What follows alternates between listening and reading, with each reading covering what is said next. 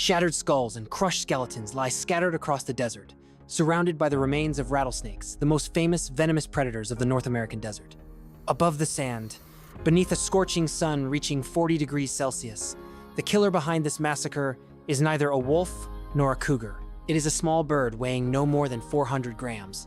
It has no protective armor, and it barely seems interested in flying. So, how can a bird that relies mainly on walking defeat a dangerous, venomous predator and swallow it as if it were ordinary prey? Like and subscribe to the channel. Then join us as we uncover the secret behind this remarkable hunter. Music. Across the sands of the Sonoran Desert, a rattlesnake coils tightly, its tail shaking constantly and producing a sharp warning sound. This snake can launch a strike at speeds of up to 3 meters per second, a speed faster than the human eye can track. But its opponent, the roadrunner, has extraordinary reflexes. When the snake strikes with its venomous fangs, the bird does not retreat. Instead, it leaps sideways on its long legs, narrowly avoiding the fangs by just a few millimeters. Music. The outcome of this confrontation does not depend on strength. It depends on patience and precision. The roadrunner continues provoking the snake, forcing it to strike again and again. After several minutes, the snake begins to lose its strength. Its movements become slower. That is when the roadrunner launches its counterattack. It strikes the snake's head with its hard, powerful beak, then grabs it by the head, lifts it into the air, and repeatedly slams it against rocks until its bones can no longer function. Then, the bird's survival instinct takes over. The snake is far too large to be an easy meal, but the roadrunner does not tear it apart. Instead, it begins swallowing it headfirst. The process can take hours. During this time, the snake's head begins to be digested inside the bird's stomach, while its tail remains hanging outside the bird's beak. But how can a creature weighing less than half a kilogram digest prey this large without being poisoned? The secret lies in its unique physical structure. To hunt some of the most dangerous prey in its environment, the roadrunner sacrificed much of its ability to fly in exchange for incredible speed on the ground. Most birds have a large breastbone that supports the powerful muscles used for flight. The roadrunner lacks this level of development. Its wings are short and rounded, allowing it to fly for only a few seconds, just long enough to clear an obstacle or catch low-flying prey. Instead, its evolution focused almost entirely on the lower half of its body. Its legs are built for speed, while its feet have an arrangement known as zygodactyl feet, with 2 toes pointing forward and 2 backward, forming an X-like structure. When it runs at speeds of up to 42 kilometers per hour, approaching the speed of an Olympic sprinter, this arrangement acts as a powerful stabilizing system. Its feet grip sand, rocks, and dry soil, allowing the bird to change direction rapidly without losing its balance. A long, feathered tail provides additional control. While running, the roadrunner keeps its body and tail nearly parallel to the ground, reducing air resistance. When it needs to stop suddenly or change direction while chasing zigzagging lizards, it spreads its tail like a rudder, instantly restoring balance and redirecting its body. At this speed, it becomes extremely difficult for a lizard, mouse, spider, scorpion, or rattlesnake to escape. But the ability to hunt such a wide variety of prey creates another challenge: surviving in an environment where water is almost non-existent. And the way the roadrunner overcomes thirst in one of the driest regions on Earth is just as remarkable as its ability to hunt snakes. In the deserts of North America, such as the Mojave and Chihuahuan deserts, daytime temperatures often rise above 38 to 40 degrees Celsius. In some regions, annual rainfall averages less than 100 millimeters. As a result, many predators reduce their activity or enter periods of inactivity during the dry season. The roadrunner takes a different approach. It becomes an opportunistic omnivore, hunting almost anything it can find and obtaining much of its water directly from the fluids contained in its prey. Ecological studies show that more than 70% of the roadrunner's diet consists of small animals such as field mice, squirrels, and lizards, as well as highly venomous creatures such as scorpions, black widows, and tarantulas. Every prey item it consumes becomes a natural source of water. Its digestive system has adapted to extract as much water as possible from the fluids and tissues of its prey before waste is eliminated. But a protein-rich diet in an arid environment creates another problem: salt buildup inside the body. Mammals require large amounts of water to remove excess salts through urine. The roadrunner does not have that luxury.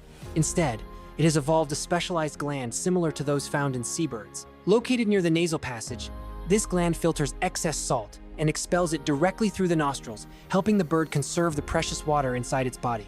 During extremely hot days, the roadrunner does not rely on sweating to cool itself down. Instead, it exposes a featherless area beneath its chin and rapidly moves it to circulate air across tiny blood vessels, allowing heat to escape from the body. And when night falls and temperatures drop close to freezing, the bird settles against the ground or retreats into cracks between rocks. At sunrise, it exposes the dark skin beneath the feathers on its back. This black skin absorbs solar heat efficiently, warming its internal organs in a remarkably short time.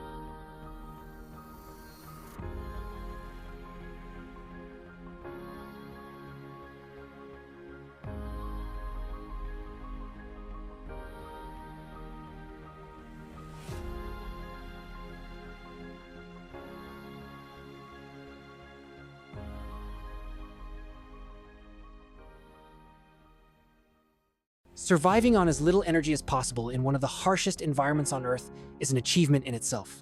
But even more remarkable is the way this bird raises the next generation. Its chicks grow at an astonishing rate. Unlike migratory birds or species that live in large flocks, roadrunner pairs form long-term bonds and maintain a territory that can cover nearly 1 square mile. Building a nest becomes a race against the harsh desert climate. The nest is usually built on low cactus branches or hidden among dense, thorny shrubs, providing protection from aerial predators such as crows and hawks. Music? The female lays between 3 and 6 eggs. During this period, both parents divide their responsibilities clearly. The male takes charge of incubating the eggs and guarding the nest during the day. He may even spread his wings to provide shade. At night, the female takes over. After around 20 days, the eggs hatch. The chicks emerge featherless, with their eyes closed, and are extremely vulnerable. Music. But the desert does not allow this fragile stage to last for long. The parents work almost non-stop, bringing their young insects, lizards, and small field mice rich in protein. Thanks to this generous diet, the chicks grow incredibly fast. Their feathers develop within a short period of time. By the time they are just 3 weeks old, they are already capable of leaving the nest. Unlike many birds that require months to master flight, young roadrunners need only a few days to begin learning the skills they need to survive. They follow their parents, imitating the way they run, dodge predators, hunt scorpions, and change direction using their tails. Soon afterward, they separate from their parents, establish their own territory, and begin their harsh struggle for survival in the desert. In less than 30 days, a helpless chick can transform into a fully independent bird capable of surviving on its own. Its speed and survival skills have turned the roadrunner into a legendary creature. Even movies and cartoons have created their own version of this remarkable bird. But the truth is that the world has misunderstood its most famous rival for more than 70 years. If you have ever watched classic Western cartoons, you probably know the familiar scene: a wild coyote relentlessly chases a roadrunner, only to fail every time because of the bird's incredible speed. Since 1949, this image has reinforced the idea that the roadrunner is unbeatable in a race. But reality tells a different story. The real coyote can reach speeds of up to 69 kilometers per hour, far faster than the roadrunner's top speed of around 42 kilometers per hour.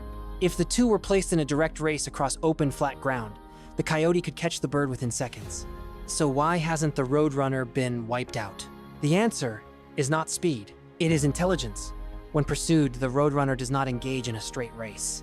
Instead, it uses its ability to fly for short bursts to disappear into dense, thorn-covered cactus vegetation. Once inside, the coyote struggles to follow. The lesson is simple. Survival is not always about being the fastest. Sometimes, it is about knowing the best way to escape. Music. And if the roadrunner can outsmart a coyote, its intelligence becomes even more impressive when facing venomous snakes, especially snakes larger than itself. Music. Around the world, the roadrunner is not the only animal capable of hunting snakes. Mongooses across Africa and South Asia are famous for defeating cobras, partly because of their partial resistance to snake venom. The secretary bird of the African savannas, meanwhile, relies on its long legs and powerful strikes to kill its prey. But what truly sets the roadrunner apart is the environment in which it lives. While mongooses and secretary birds inhabit areas with greater access to water and a wider variety of food, the roadrunner must continue hunting under extreme desert conditions. It does not rely on complete immunity to venom. Instead, it relies on speed and precision to avoid being bitten in the first place. A single mistake can be fatal, because the roadrunner does not possess immunity to rattlesnake venom. Today, the roadrunner faces challenges that go beyond the harshness of nature. Urban expansion, roads cutting through desert habitats, and climate change are reducing the low vegetation that provides it with food and shelter. Road accidents also cause localized losses as roadrunners cross roads while running. In some areas, they have also been hunted because of old beliefs, or because some people mistakenly consider them pests.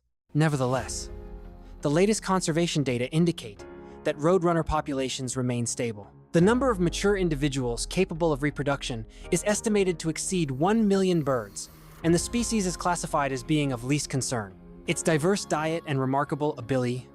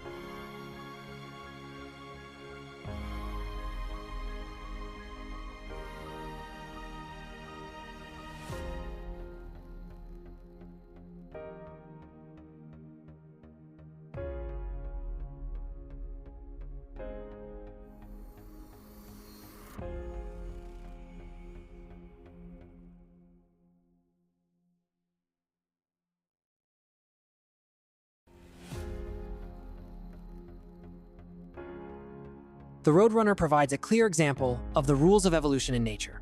The winner is not necessarily the largest, the strongest, or the deadliest. Rattlesnakes carry venom capable of killing much larger animals, yet they can still fail against the Roadrunner's speed and precision. The bird survives because it adapts. It turns its inability to fly long distances into an advantage on the ground. It turns the scarcity of water into a reason to develop highly efficient ways of conserving it. And it even makes some of the desert's most dangerous predators part of its diet. And so, it continues its life across the scorching sands, where the rules of survival are rewritten every single day. Across a vast area spanning 1.3 million hectares, the survival rate of chicks had fallen below 10%. Quietly, the Iberra wetlands had begun to resemble a massive ecological graveyard. Faced with the threat of irreversible extinction, Argentina made an unusual decision in the history of conservation. Instead of building fences around endangered wildlife, conservationists released predators among the very animals they were trying to save. They reintroduced ocelots weighing around 16 kilograms, equipped with powerful jaws capable of crushing bones. Driven by their natural predatory instincts, these cats were returned to the ecosystem like living weapons. It was a gamble, with no room for error. If the calculations were wrong, the ocelots themselves could become the reason the last hope for survival disappeared. So why release a predator to save wildlife? The answer lies in one of nature's most fundamental rules. The strange-tailed tyrant, also known as the strange-tailed tyrant flycatcher, once filled the skies above the grasslands of South America. But over the past 50 years, its population has declined to alarming levels. In key areas of Iberra, chick survival during the breeding season had fallen below 10%. That meant fewer than one chick survived for every 10 eggs. To discover the cause, researchers deployed a network of infrared surveillance cameras operating around the clock to monitor the nests. When they reviewed the footage, the truth became obvious. The danger was not coming from outside the region. It had been inside the ecosystem all along. The nests were being subjected to violent attacks by gray foxes, crab-eating foxes, and other small carnivores. But what had caused these fox populations to become so numerous and aggressive? The answer goes back to a historical event that completely altered the region's ecological balance. For thousands of years, jaguars and ocelots had maintained the balance in Iberra and kept the natural system under control. But humans hunted them for their skins until both species disappeared from the region by the middle of the 20th century. With these large predators gone, a huge gap appeared at the top of the predatory hierarchy. Scientists refer to this phenomenon as mesopredator release. After their natural enemies disappeared, fox populations multiplied without effective control. In some areas, their numbers rose to between 3 and 5 times their natural density. Even more importantly, their behavior changed. They no longer had much to fear. They moved freely, invaded key breeding areas, and transformed peaceful grasslands into open hunting grounds. Because the strange-tailed tyrant builds its nest close to the ground, it became an easy target for the rapidly increasing number of predators. The paradox became clear. The birds were not dying because of large predators. They were dying because smaller predators had become far too numerous. The ecosystem had lost its balance, and humans were forced to accept an uncomfortable truth. If they wanted to restore the natural order, they had to bring back the predators that once maintained it. But how do you restart a natural system that has been broken for decades? Before deciding to release ocelots, conservation experts tried every solution they could think of. One after another, they failed. The first approach was to protect the nests with fencing. Volunteers built metal mesh barriers around every nest they could find. But this method was impossible to implement on a large scale. The second solution was to capture and remove the foxes. Although effective in some cases, it was only a temporary solution. Foxes reproduced far faster than humans could trap them. Then came a third approach, relocating the birds to other areas. But capturing and transporting them caused severe stress. Mothers could abandon their nests, while chicks sometimes died because they could not adapt to their new environment. All these attempts led to the same conclusion. A more powerful tool was needed. That was when conservationists turned to the concept of a trophic cascade, a chain reaction that spreads through an ecosystem like falling dominoes. If ocelots returned, they would serve two purposes: furs.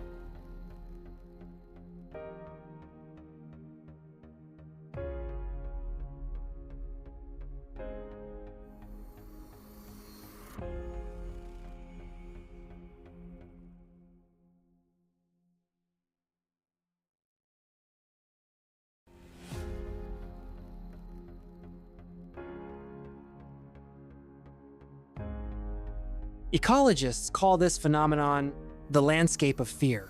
A 1.5-kilogram ocelot does not need to kill every fox to protect the birds. Its mere presence is enough. The scent of its urine marking its territory, the low growls echoing through the night, and its fresh paw prints in the mud constantly send a warning to foxes across an area extending up to 5 kilometers. When researchers analyzed data collected from GPS tracking collars and surveillance cameras, a clear change in fox behavior emerged. Their activity maps had completely shifted. Areas that once recorded the highest fox presence, the open grasslands where the birds nested, gradually began to empty. The foxes were pushed toward the edges of dense forests, leaving the heart of the wetlands to other species. And the change was not limited to location. The amount of time foxes spent being active also dropped dramatically. Where they once moved confidently throughout the night, they now traveled much more cautiously. They spent more time hiding and watching their surroundings. They had transformed from relaxed predators into animals living in a constant state of alertness. But the most important result, the ultimate goal of the entire project, began appearing in the graphs. The bird population started showing signs of recovery. Researchers recorded an increase in the hatching success of strange-tailed tyrant eggs. Although the initial increase was only a few percentage points, biological statistics revealed something extremely important. The extinction trajectory that had continued for decades was beginning to reverse. For the first time, some nests survived the most dangerous nights without being destroyed. Analysis of scat samples collected from Balam and other ocelots confirmed that the predators were performing exactly the role the scientists had intended. The results showed that ocelots were feeding on rodents and hunting snakes. There was also clear evidence that they had confronted foxes and successfully killed some of them. Yet this was only the beginning. The battle was far from over. An ecosystem never remains completely static. As foxes adapt, food sources change, and competition between ocelots themselves increases as their population grows. New factors will emerge, factors that may be extremely difficult to predict. The day Balam was released was filled with tension. Silence spread among the technical team, broken only by the sound of wind moving across the Iberra grasslands. Balam was wearing an advanced satellite tracking collar worth thousands of dollars. The device had been programmed to transmit a signal every 4 hours, revealing his precise location, movement speed, and even his activity levels. This collar was the final connection between humans and the predator. Once Balam passed through the enclosure gate, there would be no possibility of direct intervention. The real test of nature was about to begin. The enclosure gate slowly rose using a pulley system. For the first few moments, Balam stopped and hesitated. His eyes scanned the unfamiliar forest stretching beyond the steel fence. This was the point of no return. From that moment onward, his fate was subject to the laws of survival in the wild. The scientists could no longer protect him. They did not know whether he would find food the following day. They did not know whether he might accidentally enter an inhabited area and be shot by humans. And they had no idea whether he would encounter a jaguar, one of his most dangerous natural enemies, and be killed during his very first night in the wilderness. When the first tracking data arrived that night, it was confusing. The dots appearing on the map showed that Balam was moving almost constantly, expanding his roaming range in an unusual way. What is happening in Argentina is more than just a conservation success story.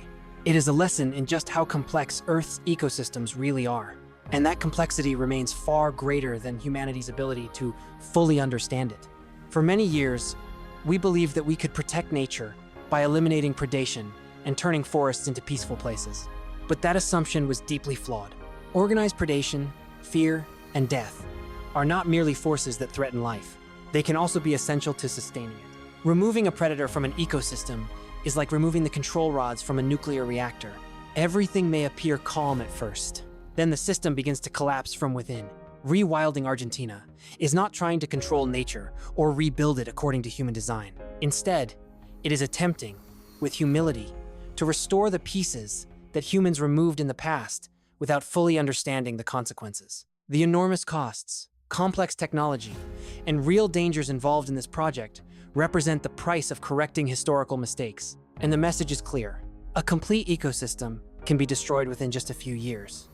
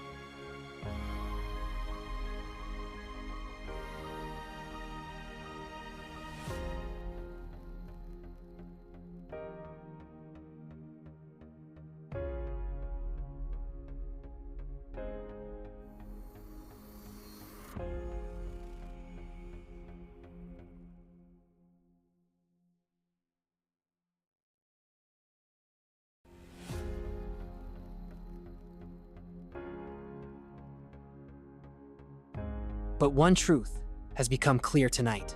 In the Ibarra wetlands, fear has returned. And with it, hope for the survival of life has returned as well. Although Argentina's reintroduction of ocelots is an extraordinary conservation achievement, it is not the greatest example of how predators can reshape nature. But one truth has become clear tonight. In the Ibarra wetlands, fear has returned. And with it, hope for the survival of life has returned as well. New York appears to be one of the most magnificent and dazzling cities in the world. But look closer. Beneath those bright lights, another world is hiding.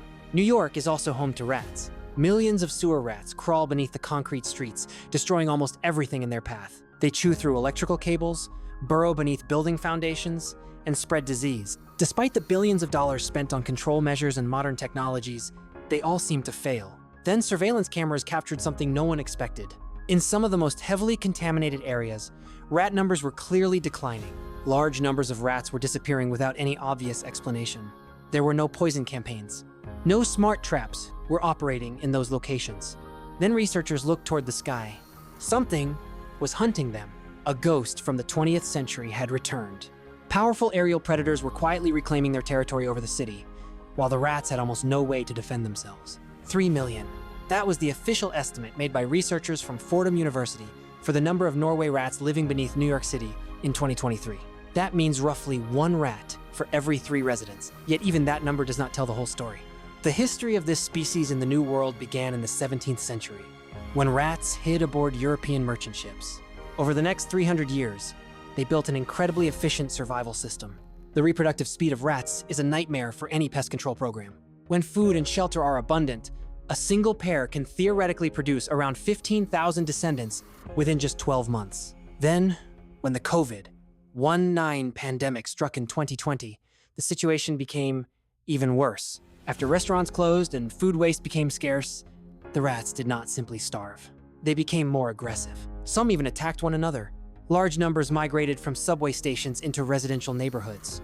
They chewed through vehicle wiring, causing fires in parking areas, and weakened the foundations of thousands of buildings. Even more concerning, rats were linked to the transmission of more than 35 disease-causing pathogens. In 2023, New York recorded a record 24 cases of leptospirosis, a bacterial disease that can cause serious damage to the liver and kidneys. The disease can be transmitted directly through contact with rat urine. The economic damage caused by rodents in the United States is estimated at around $27 billion every year. New York alone accounts for more than $1 billion of those losses. Authorities did not simply stand by. They launched a massive campaign with a budget of $32 million. Thousands of solar-powered compacting garbage bins were installed. Carbon monoxide and dry ice were pumped into tens of thousands of rat burrows. Smart traps were deployed, and reproductive control substances were distributed through the sewer network. The city even created a new position, Rat Czar, with a substantial salary, tasked with finding a way to stop the rats from reproducing. But the result barely changed. The rat population remained above 3 million. A pest control expert with more than 20 years of experience told the city council a harsh truth. They were dealing with an animal that learns faster than humans can invent new ways to control it. Rats remember where traps are located. They recognize the smell of chemicals, and they avoid areas where they detect human intervention. Scientific reports eventually reached a grim conclusion. Unless the constant flow of food waste produced every day by millions of people could be stopped, which is practically impossible, no single solution would be capable of reducing the rat population across the entire city. But the scientists were wrong. They had focused too heavily on modern technology and forgotten one of nature's most powerful laws.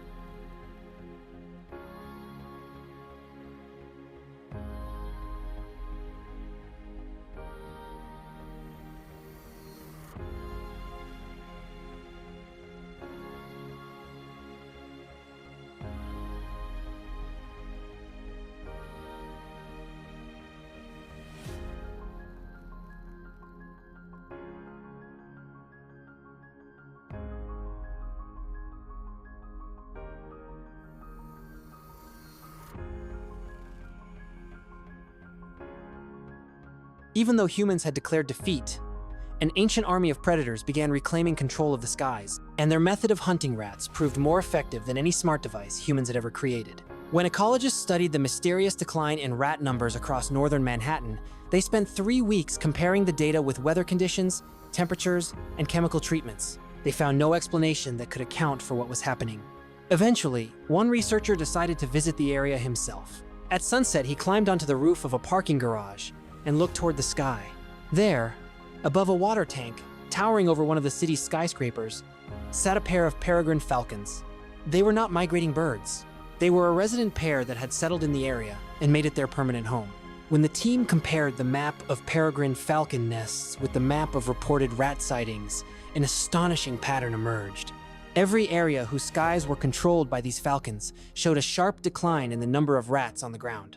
To understand why, we need to look at how this bird hunts. Norway rats typically emerge from their burrows between sunset and midnight, moving through open spaces, along railway lines, and around the edges of sidewalks. Coincidentally, this is also the peregrine falcon's preferred hunting period. Once the falcon identifies its target, it folds its wings and dives almost vertically, at speeds exceeding 320 kilometers per hour. That is faster than the takeoff speed of some commercial aircraft. The collision happens almost silently. The prey can be killed in less than 2 seconds, with the impact powerful enough to kill the rat instantly before its nervous system can even transmit a pain signal. But the bird's most powerful weapon is not its speed. It is its eyesight. Recent studies have revealed that many birds of prey can see ultraviolet light. As rats move around, they leave tiny drops of urine to mark their territory. To humans, these traces appear as faint gray marks. But from hundreds of meters above the ground, a peregrine falcon can see them as glowing lines resembling neon lights. So the falcon does not need to search for the rat itself. It simply follows those glowing trails until it sees one begin to move. And this reveals one of the greatest weaknesses in the rat's 300-year evolutionary history in New York. Norway rats evolved primarily to deal with threats coming from the ground. They developed extremely sensitive hearing to detect human footsteps, barking dogs, and the movements of stalking cats. They also monitor shadows moving horizontally through alleyways. Their natural warning system works like a radar, constantly scanning the ground. But they had no evolutionary preparation for an attack descending vertically from the sky at more than 320 kilometers per hour. The arrival of peregrine falcons created what scientists call a behavioral suppression effect. Rats stopped crossing open areas and began gathering in more protected locations. They also reduced the amount of time they spent searching for food, and their reproductive rate declined significantly. But peregrine falcons only hunt around sunset, and then eventually stop to rest after midnight. So the smartest rats began changing their biological clocks. They delayed their search for food until around 8 in the morning, believing that the darkness of night would protect them. But once again, they were wrong. When the peregrine falcons went to sleep, the true predator of the night began to emerge. This predator possesses a level of stealth that even modern militaries have tried to imitate. In areas where residential neighborhoods meet large parks, such as Central Park and Prospect Park, the data showed that rat complaints were falling dramatically even during the darkest hours of the night. The reason was the presence of a second layer of pressure imposed by great horned owls. The number of these owls in New York had begun increasing at a level not seen in nearly 20 years. If the peregrine falcon relies on explosive speed, the great horned owl is more like a stealth bomber. Its most important weapon is not physical strength. It is complete silence. Its feathers have a finely serrated leading edge, resembling the teeth of a comb, covered by a soft layer of down. When the owl beats its wings, this structure breaks up air turbulence and almost completely eliminates the sound of the wind. As a result, a great horned owl with a wingspan of around 1.4 meters can pass just half a meter behind you without even the most sensitive recording equipment detecting a recognizable sound. At around 2 in the morning, rats emerge into grassy areas near the parks. They rely heavily on their sharp hearing to detect footsteps on the ground or the sound of dry leaves. But they cannot hear death descending from 18 meters above. The great horned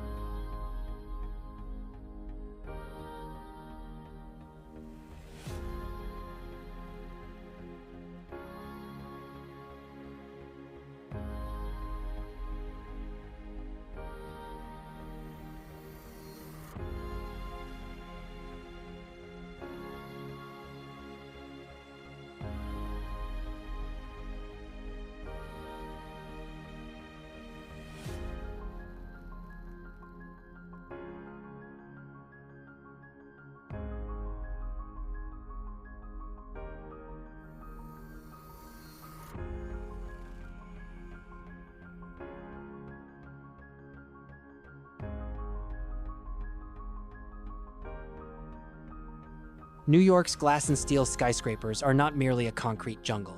They resemble the rocky cliffs where these birds lived for millions of years. And here, a harsh paradox emerges.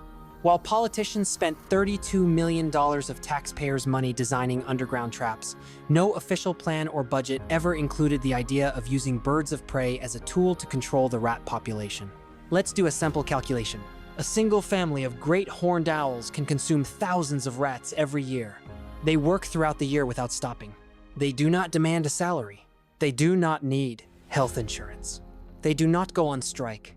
And most importantly, they do not contaminate groundwater with chemicals. For years, authorities searched for solutions costing tens of millions of dollars. Meanwhile, the most powerful and effective solution, and one that was completely free, was flying above their heads at an altitude of no more than 18 meters. Weeks after the strange decline in the data was first discovered, one of the researchers returned to the streets of northern Manhattan. She stood beneath the shadow of a parking garage and waited patiently as sunset approached. Suddenly, she saw a large rat racing across the concrete. In an instant, a dark shadow cut across the light. There was no sound, only the impact of talons striking the ground. In less than 2 seconds, a peregrine falcon had slammed into its prey and risen back into the sky before anyone nearby could even understand what had happened. The researcher remained standing there, frozen in place. After years of studying charts and statistics inside offices, this was the first time she had witnessed with her own eyes the biological mechanism behind those declining numbers. And it reminds us of an important truth. Humans often believe they can control everything through technology. We spend enormous amounts of money on artificial intelligence, sound waves, and chemicals to fight nature. But repairing environmental damage sometimes requires something much simpler. For humans to stop interfering and allow nature to restore its own balance. So can this aerial front of predators, including peregrine falcons, great horned owls, and red-tailed hawks, reproduce quickly enough to control an empire of 3 million rats beneath New York City? Can they maintain the pressure before the rats evolve a new way to hide?